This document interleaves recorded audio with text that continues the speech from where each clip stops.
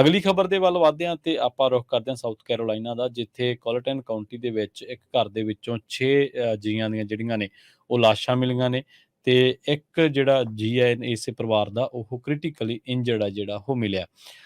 ਇਸ ਜ਼ਖਮੀ ਨੂੰ ਜਿਹੜਾ ਉਹ ਹਸਪਤਾਲ ਪਹੁੰਚਾਇਆ ਗਿਆ ਸੀਗਾ, ਜਿਹੜੀ ਕੋਲਟਨ ਕਾਉਂਟੀ ਦੇ ਕਾਰਨਰ ਦੇ ਆਫਿਸ ਦੇ ਵੱਲੋਂ। ਤੇ ਦੱਸਿਆ ਇਹ ਗਿਆ ਕਿ ਇੱਕ ਘਰ ਦੇ ਵਿੱਚ ਅੱਗ ਲੱਗਣ ਕਰਕੇ ਜਿਹੜੇ ਇਹ ਜੀ ਨੇ ਉਹ 6 ਲੋਕ ਮਾਰੇ ਗਏ ਨੇ ਤੇ ਇੱਕ ਗੰਭੀਰ ਰੂਪ ਦੇ ਵਿੱਚ ਜ਼ਖਮੀ ਹੋ ਗਿਆ। ਕੋਲਟਨ ਕਾਉਂਟੀ ਕਾਰਨਰ ਦੇ ਦਫ਼ਤਰ ਨੇ ਜਿਹੜੀ ਮਰਨ ਵਾਲੇ ਪੀੜਤ ਨੇ ਇਹਨਾਂ ਦੀ ਪਛਾਣ ਜਿਹੜੀ ਆ ਉਹ ਜਨਤਕ ਨਹੀਂ ਕੀਤੀ ਤੇ ਮੌਤ ਦੇ ਕਾਰਨਾਂ ਬਾਰੇ ਵੀ ਹਲੇ ਜਿਹੜਾ ਉਹ ਪਤਾ ਨਹੀਂ ਲੱਗ ਸਕਿਆ। ਪਰ ਇੰਨਾ ਜ਼ਰੂਰ ਹੈ ਕਿ ਗ੍ਰੀਨ ਪੌਂਡ ਇਲਾਕਿਆਂ ਦੇ ਵਿੱਚ ਫੋਲੀ ਕ੍ਰੀਕ ਲੇਨ ਤੇ ਇੱਕ ਘਰ ਨੂੰ ਅੱਗ ਲੱਗਣ ਬਾਰੇ ਜਦੋਂ ਪਤਾ ਲੱਗਿਆ ਸੀਗਾ ਤਾਂ ਉਸ ਤੋਂ ਬਾਅਦ ਇੱਕ ਜਾਣੇ ਨੂੰ ਜ਼ਖਮੀ ਹਾਲਤ ਦੇ ਵਿੱਚ ਹਸਪਤਾਲ ਪਹੁੰਚਾਇਆ ਗਿਆ ਸੀ। ਪਤਾ ਇਹ ਵੀ ਲੱਗਿਆ ਹੈ ਕਿ ਸ਼ੈਰਿਫ ਦੇ ਦਫ਼ਤਰ ਨੇ ਜਿਹੜੀ ਗੱਲ ਦੱਸੀ ਹੈ ਕਿ ਇਸ ਪੀੜਤ ਦੀ ਹਾਲਤ ਗੰਭੀਰ ਹੈ, ਪਰ ਉਸ ਦੀ ਸਥਿਤੀ ਬਾਰੇ ਹਾਲੇ ਜਿਹੜੇ ਪੁਲਿਸ ਆਫੀਸਰ ਨੇ ਉਹ ਕੁਝ ਹੋਰ ਕਹਿਣ ਨੂੰ ਕੁਝ ਵੀ ਤਿਆਰ ਨਹੀਂ। ਦੱਸਿਆ ਗਿਆ ਕਿ ਰਿਆਨ ਲੈਂਡ ਮੈਨਿਗੋ ਜਿਹੜਾ ਕਿ 33 ਸਾਲ ਦਾ ਹੈ, ਉਹਦੇ ਉੱਤੇ ਇਹ ਦੋਸ਼ ਲੱਗਿਆ ਕਿ ਉਹਨੇ ਕਤਲ ਦੀ ਕੋਸ਼ਿਸ਼ ਕੀਤੀ ਹੈ ਤੇ ਹੁਣ ਉਹਨਾਂ ਨੇ ਕਿਹਾ ਕਿ ਪੀੜਤਾਂ ਦੀ ਪਛਾਣ ਤੇ ਪੋਸਟਮਾਰਟਮ ਦੇ ਨਤੀਜਿਆਂ ਤੋਂ ਬਾਅਦ ਅਸੀਂ ਇਸ ਜਾਂਚ ਦੇ ਵਿੱਚ ਅੱਗੇ ਵੱਧ ਸਕਾਂਗੇ। ਤੇ ਨਾਲ ਇਹ ਵੀ ਸਵਾਲ ਉੱਠ ਰਹੇ ਨੇ ਕਿ ਜਿਹੜਾ ਮੈਨਿਗੋ ਆ, ਰਿਆਨ ਲਿਨਾਰਡ ਮੈਨਿਗੋ, ਇਹਨੂੰ ਇਸ ਘਟਨਾ ਦੇ ਨਾਲ ਕਿਵੇਂ ਜੋੜਿਆ ਜਾਵੇ। ਇਹਨੇ ਇਸ ਵਾਰਦਾਤ ਨੂੰ ਇਰਾਦਤਨ ਜਿਹੜਾ ਉਹ ਅੰਜਾਮ ਦਿੱਤਾ ਹੈ ਜਾਂ ਇਹਦਾ ਕੋਈ ਪਰਿਵਾਰਕ ਮੈਂਬਰਾਂ ਦੇ ਨਾਲ ਝਗੜਾ ਹੋਇਆ ਸੀਗਾ। ਪਰ ਹਾਂ, ਇਹ ਇੰਨਾ ਜ਼ਰੂਰ ਕਿਹਾ ਗਿਆ ਹੈ ਕਿ ਉਹਨੂੰ ਹੁਣ ਇੱਕ ਹੋਰ ਜਿਹੜਾ ਇਸ ਮਾਮਲੇ ਦੇ ਵਿੱਚ ਇੱਕ ਸ਼ੱਕੀ ਹੈ ਉਹਨੂੰ ਹਿਰਾਸਤ ਦੇ ਵਿੱਚ ਲਿਆ ਗਿਆ। ਜਦੋਂ ਪੁਲਿਸ ਨੇ ਇਸ ਅੱਗ ਦੀ ਘਟਨਾ ਨੂੰ ਜਿਹਦਾ ਪੁਲਿਸ ਨੇ ਰਿਸਪੌਂਡ ਕੀਤਾ ਸੀਗਾ ਤਾਂ ਉੱਥੋਂ ਸ਼ੱਕੀ ਨੂੰ ਹਿਰਾਸਤ ਦੇ ਵਿੱਚ ਲਿਆ ਗਿਆ। ਫਿਲਹਾਲ ਇਹ ਕਲੀਅਰ ਨਹੀਂ ਹੋ ਸਕਿਆ, ਪੁਲਿਸ ਥਿਊਰੀ ਦਾ ਕਹਿਣਾ ਹੈ ਕਿ ਇਹਨਾਂ 6 ਨੂੰ ਇਸ ਅੱਗ ਲੱਗਣ ਦੇ ਬਾਰੇ ਪਤਾ ਲੱਗਿਆ ਜਾਂ ਨਹੀਂ ਲੱਗਿਆ, ਕਿ ਇਹਨਾਂ ਨੂੰ ਘਰ ਦੇ ਵਿੱਚ ਬੰਦਕ ਬਣਾਇਆ ਗਿਆ, ਕਿ ਅੱਗ ਬਾਹਰੋਂ ਲਾਈ ਗਈ, ਪਹਿਲਾਂ ਇਹਨਾਂ ਨੂੰ ਬਾਹਰੋਂ ਲੋਕ ਲਾਇਆ ਗਿਆ ਜਾਂ ਕੀ ਵੀ ਵਾਪਰਿਆ। ਪੁਲਿਸ ਕਹਿੰਦੀ ਕਿ ਇਹਦੇ ਬਾਰੇ ਹਾਲੇ ਕੁਝ ਵੀ ਕਹਿਣਾ ਜਲਦਬਾਜ਼ੀ ਹੋਊਗੀ।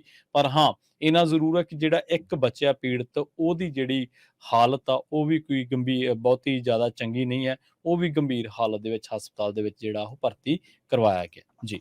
ਅਗਲੀ ਖਬਰ ਲਾਸ ਐਂਜਲਸ ਤੋਂ ਆ ਰਹੀ ਹੈ, ਜਿੱਥੇ ਇੱਕ ਕੈਲੀਫੋਰਨੀਆ ਦੇ ਬੰਦੇ ਨੇ ਐਡਮਿਟ ਕੀਤਾ ਹੈ ਵੀ ਉਸ ਦੀ ਜੋ ਮਾਂ 30 ਸਾਲ ਪਹਿਲਾਂ ਮਰ ਗਈ ਸੀ, ਉਹਨੂੰ ਜਿੰਦਾ ਦੱਸ ਕੇ ਉਹ $8 ਲੱਖ ਤੋਂ ਵੱਧ ਮਨੀ ਪਿਛਲੇ 30 ਸਾਲਾਂ 'ਚ ਗਵਰਨਮੈਂਟ ਤੋਂ ਬਟੋਰਦਾ ਰਿਹਾ ਹੈਗਾ। ਜੀ ਇਹ ਜੋ ਕ੍ਰਾਈਮ ਆ, ਇਸ ਨੂੰ ਲੌਂਗੈਸਟ ਰਨਿੰਗ ਤੇ ਲਾਰਜੈਸਟ ਫਰਾਡ ਕਰਕੇ ਦੱਸਿਆ ਜਾ ਰਿਹਾ ਹੈ। ਯੂਐਸ ਅਟਾਰਨੀ ਰੈਂਡੀ ਗੌਸਮੈਨ ਦੇ ਮੁਤਾਬਕ ਡੋਨਲਡ ਫੀਲਿਕਸ ਜੈਂਪੇਚ 65 ਸਾਲਾਂ ਦਾ ਪੋਵੇ ਦਾ ਰਹਿਣ ਵਾਲਾ, 25 ਸਾਲਾਂ ਦੀ ਉਹਨੂੰ ਸਜ਼ਾ ਹੋ ਸਕਦੀ ਆ ਜੇਲ੍ਹ ਦੇ ਵਿੱਚ, ਕਿਉਂਕਿ ਉਸਨੇ ਸੋਸ਼ਲ ਸਿਕਿਉਰਿਟੀ ਦੇ ਨਾਲ ਫਰਾਡ ਕੀਤਾ ਹੈ। ਉਹ ਆਪਣੀ ਮਦਰ ਦੀਆਂ ਸੋਸ਼ਲ ਸਿਕਿਉਰਿਟੀ ਲਗਭਗ 33 ਸਾਲ ਕਲੈਕਟ ਕਰਦਾ ਰਿਹਾ। ਉਹਦੇ ਨਾਂ ਦੇ ਉੱਤੇ ਕਈ ਕ੍ਰੈਡਿਟ ਕਾਰਡ ਵੀ ਉਹਨੂੰ ਖੋਲ ਲਏ, ਉਹਦੇ ਸਿਗਨੇਚਰ ਵੀ ਆਪ ਹੀ ਜਿਹੜਾ ਫੇਕ ਕਰਦਾ ਸੀ, ਜਦ ਕਿ ਉਸ ਦੀ ਮਦਰ ਦੀ ਮੌਤ 1990 ਦੇ ਵਿੱਚ ਜਾਪਾਨ ਵਿੱਚ ਹੋ ਗਈ ਸੀ।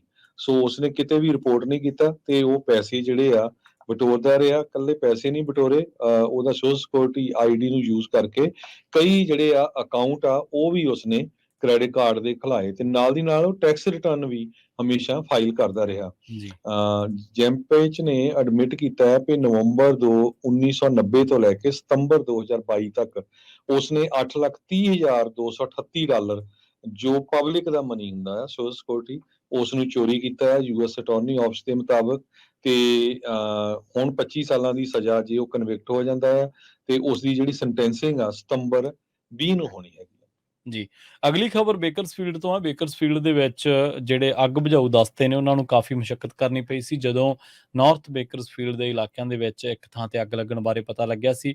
ਪਤਾ ਲੱਗਿਆ ਕਿ ਇਹ ਜਿਹੜੀ ਅੱਗ ਲੱਗੀ ਹੈ ਇਹ ਗ੍ਰੇਨਾਈਟ ਰੋਡ ਤੇ ਜਿਹੜੀਆਂ ਨੇ ਉੱਥੇ ਲੱਗੀ ਹੈ, ਇੱਕ ਸ਼ੋਰੂਮ ਇੱਕ ਥਾਂ ਦੇ ਉੱਤੇ ਲੱਗੀ ਹੈ, ਮਾਫ ਕਰਨਾ ਸ਼ੋਰੂਮ ਮੈਂ ਵਰਡ ਯੂਜ਼ ਕਰ ਗਿਆ। ਤਾਂ ਇਹ ਉੱਥੇ ਇਹ ਅੱਗ ਲੱਗੀ ਹੈ ਤੇ ਤਕਰੀਬਨ 20 ਜਿਹੜੀਆਂ ਐਮਰਜੈਂਸੀ ਯੂਨਿਟ ਸੀਗੀਆਂ ਉੱਥੇ ਉਹਨਾਂ ਨੂੰ ਡਿਪਲੋਏ ਕੀਤਾ ਗਿਆ ਸੀ ਅੱਗ ਤੇ ਕਾਬੂ ਪਾਉਣ ਦੇ ਲਈ।